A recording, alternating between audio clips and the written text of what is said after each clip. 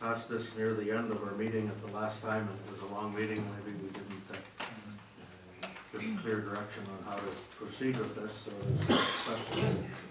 Councillor Bonstein. I don't know whether there's anything to move here because we need to give direction. So the last couple of paragraphs talk about how do you deal with the process. Yeah, and to then get candidates to be appointed.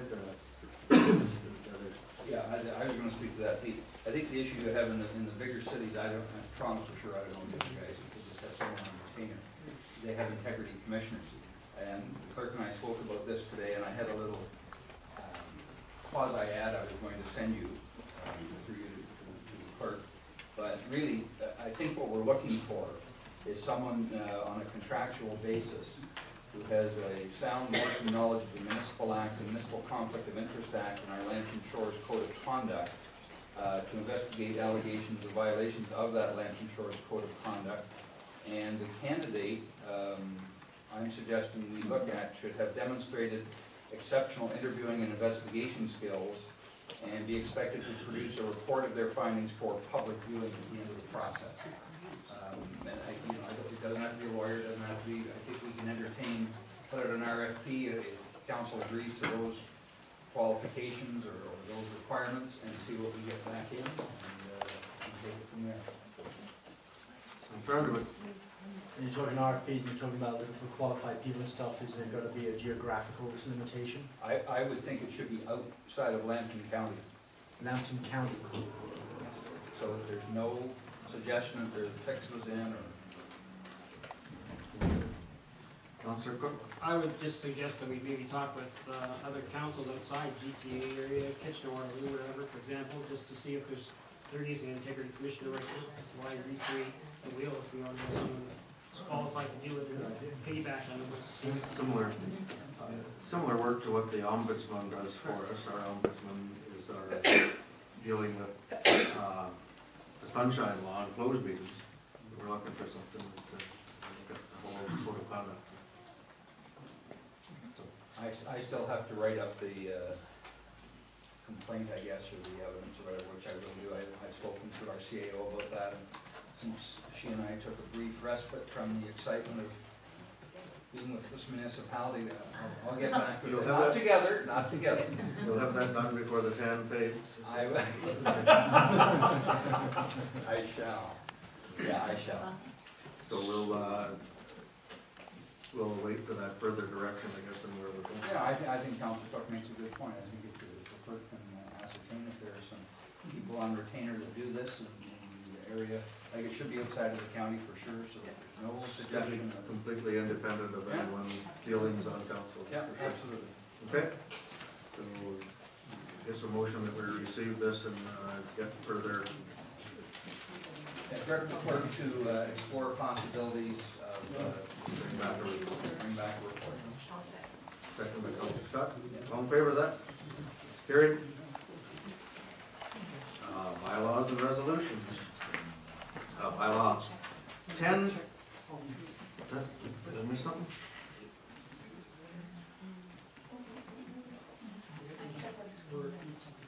The check registers after bylaws. Bylaw 10 is appoint the interim chief administrative officer and deputy clerk. Bylaw 11, authorize an agreement with the Caden Brown Foundation. Bylaw 12, authorize an agreement with the Grand Bend District Optimist Club for use of the youth center. Bylaw 13, the official man amendment for Leanders. Bylaw 14, the zone amendment for Leanders. And bylaw 15, to confirm resolutions to date. Motion for 3 readings, Councillor Scott. I'll make a motion for 3 readings. Seconder for that. Councillor Underwood. Any questions on any of those bylaws? All in favor of them? That's carried. Thank you. Accounts 10.1, just a check listing on page 255 to page 259 with a large amount of dollars at the end of the year with the school boards and the services. Moved by Councillor Cook. Check. Second by Councillor McGuire. Any questions? All in favor? Carried. Thank you. 11.1, you have a notice of motion. Deputy Mayor Davis Day. Full accounting of expenditures for engineering services and master plan EAs at the Grand Bend Sewage Treatment Facility. Yes, if I could just explain this motion. There's been a variety of concerns expressed about what constitutes $1.56 million that has been paid to date for engineering services related to the master plan, EAs, and Grand Bend, and the Grand Bend sewage treatment facility itself. And so I propose this motion that asks for accounting by the end of February that provides the date of the payment, the recipient, the amount paid, and the purpose of the payment in sufficient detail to distinguish it from other payments. And then the others are just a further explanation there. So I would just like to put that forward and see if there be somebody second that. Is there a seconder for that motion? Councillor Bastu. So I guess a question through to the treasurer. There's a Brent, these numbers are all available. They've all been received or put out in previous reports. This is putting it together similar to what we did, I guess, with the, I don't know whether we called it the technical fact sheet or cheat sheet, I guess it was started out as, so it put everything consolidated, so is that there's no issue with putting these numbers together. There'll be an amount of time spent and energy to put it together, but We track the information for granting purposes anyways, anything to do with the actual plant. Yep. Now, the master plan was done some time ago, and will be incorporated into that, but the EAs for the plant would be in that. okay. Okay. Any other? So just to clarify, so the 1.56 wouldn't include the master plan is what you're saying, No, it's it was- beyond that? It was previous to that. Okay, that's fine. So just limited to the 1.56, thanks. Okay, Councillor Cook? That was, I guess, that was my question also. Okay. Any other question? All in favor of that motion? That's carried. With that report. 11.2, Deputy Mayor Davis Day, you have another motion? Thank you. Yes, this one just relates to my approach in the early new year to, at the end of last year, to just summarize some of the things that happened last year. It's not a council promotion. It's basically saying what has happened, and it acknowledges various people that have done an excellent job as well. So I believe that it's helpful to promote the positive developments in the community, and I think this is one method to do it. I'm very open for council's input to make changes or adjustments, but it's for the council to take ownership over it. I don't have any need to take any credit for it. I just want to encourage people to see the positives, because a lot of really good things have been done in Lantern Shores in 2012, and it's our opportunity to make sure people are aware. So I make this motion.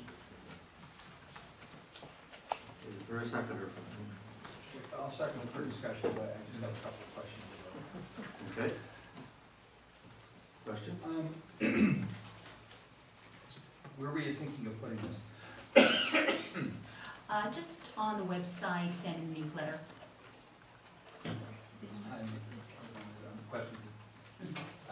I think, personally, what I'd like to see done, if it comes out as a tracker for people to reference, you know, this is where frag monies are at, this is where debt reduction's at, this is where savings are, whatever, I think I would support that, because I think people, this is one of the challenges people have with communication.